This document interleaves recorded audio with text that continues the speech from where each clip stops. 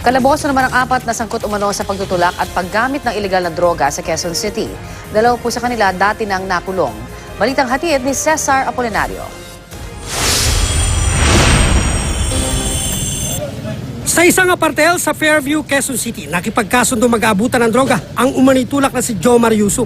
Nang iabot ang 1,000 pisong order ng pulis sa tumayong buyer, agad pinasok ang kwarto ni Yusuf. Hindi lang si Yusuf ang nadatnan, kundi pati sina sa Tarbido na ayon sa pulisya ay nag-deliver ng droga sa target. Arestado rin ang mag-live-in partner na sina Harold La Rosa at Jonalyn De Leon na taga Barangay Pasuntamo na scorer daw ni Yusuf. Ano to madulas Hindi to maano kahit saan to pumupunta to si Jomar. Kaya yung joint effort ng Station 3 at saka Station 5, kaya nahuli to sila. 19 na sachet ng hinihinalang shabu na halos kalahating milyong piso ang halaga ng nasabat sa mga sospek. Na-recover din ang buy-bus money at mga shabu paraphernalia. Montalban, San Mateo.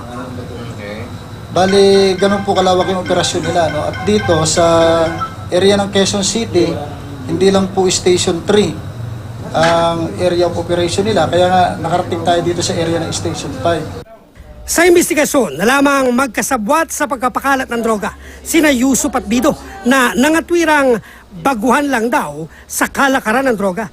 Habang sina La Rosa at De Leon ay dati nang naaresto dahil din sa droga pero nag-plea bargain kaya nakalaya. Yun din po. Wala na din pa mapagugunan ng karong kita. Wala lang po talagang mapagkunan po. Tagal na lang ginagawa ito.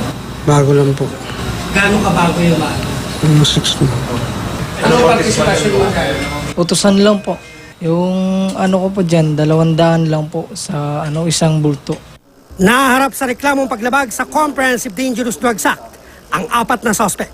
Cesar Apolinario, GMA News.